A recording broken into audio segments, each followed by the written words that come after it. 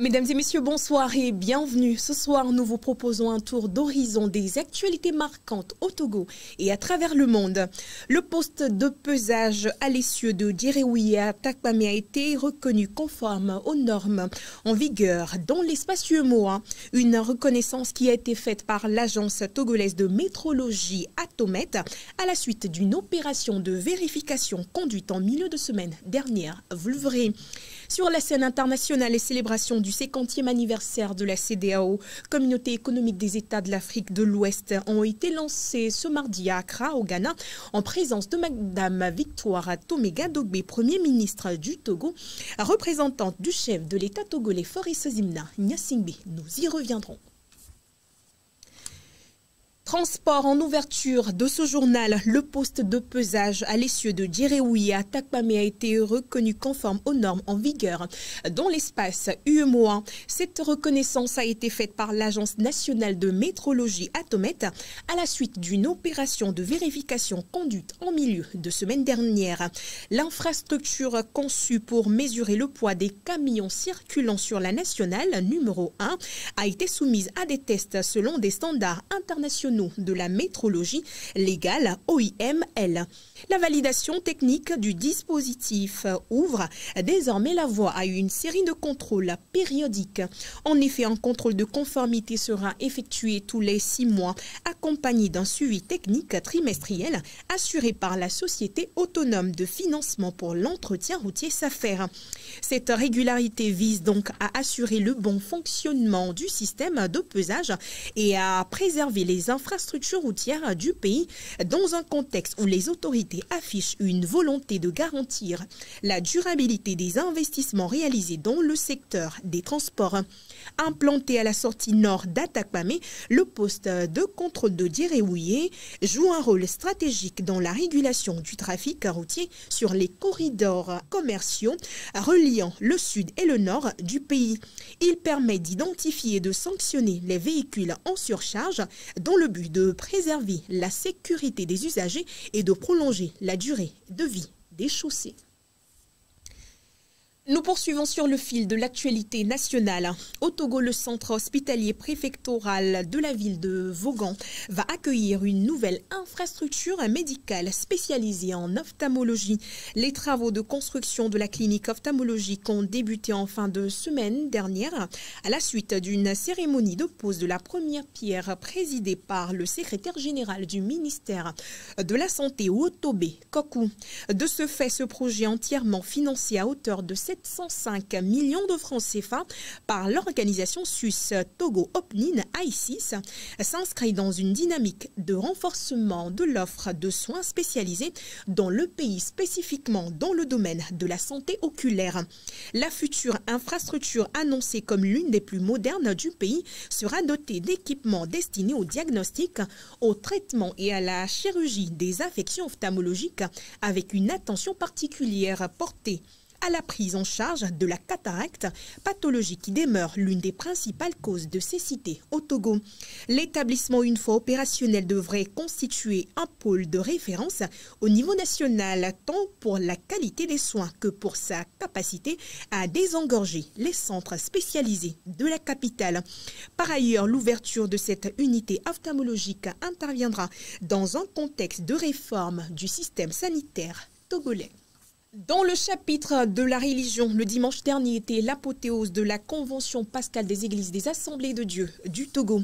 Cette rencontre a été également l'occasion de commémorer la mort et la résurrection du Seigneur. Au plateau sud-est, le thème de la prédication était « Pourquoi cherchez-vous parmi les morts celui qui est vivant ?» Mabel Fiagno nous fait le point. Région des plateaux sud-est. En cette période pascale, ici, c'est la joie et l'euphorie de pouvoir commémorer la mort et la résurrection du Seigneur Jésus. Ceci étant également le thème de la prédication de ce jour. Jésus-Christ. Et le thème était « Pourquoi cherchez-vous parmi les morts celui qui est vivant ?» Jésus est ressuscité et nous avons touché du doigt 2 preuves essentielles. La pierre qui était roulée et le tombeau qui était vide. Qui nous a donné cette victoire. Nous sommes ressuscités avec lui aussi. Gloire au Seigneur. La convention pascale de cette année a été un moment inoubliable. Elle est d'ailleurs saluée par plusieurs. Cette convention édition 2027 a été excellente, à mon avis, parce que franchement, le Seigneur nous a visités au cours de cette convention et le thème qui est développé également est un thème interpellateur. Ça ramène tout le monde à revoir sa marche avec le Seigneur et d'être vraiment ce chrétien-là que Dieu voudrait. L'intégrité, comme on nous l'a défini, est le fait de pouvoir marcher d'une façon alignée avec la volonté de Dieu. Et ça, nous exhortons les fidèles qui ont reçu le message. Quand vous lisez sur le visage des fidèles, il y a de l'espoir. Les gens sont convaincus que désormais, ils ont pris un engagement nouveau de remarcher avec. Pour cette convention, je suis très épanoui parce que c'est un succès total. Succès dans la vision qui nous est apportée de faire un nouveau rebondissement avec le Seigneur Jésus-Christ. Et c'est ce qui a été le cas. Cette convention m'a beaucoup marqué parce que Dieu a opéré dans tous les sens. Ainsi s'achève cette convention pascale dans le plateau sud-est. Cap sur la prochaine.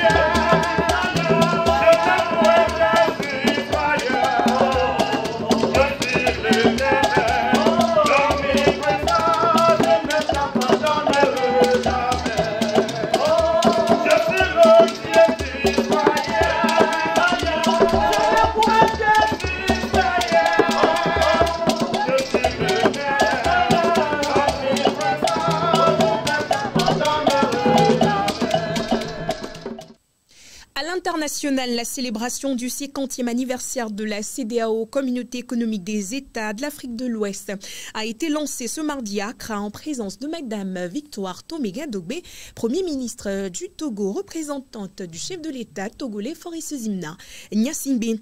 De fait, le thème retenu pour ces célébrations est Ensemble plus fort pour un avenir meilleur. Le lancement de ces activités a été l'occasion d'égrener les différentes réalisations de l'institution depuis sa création en 1975.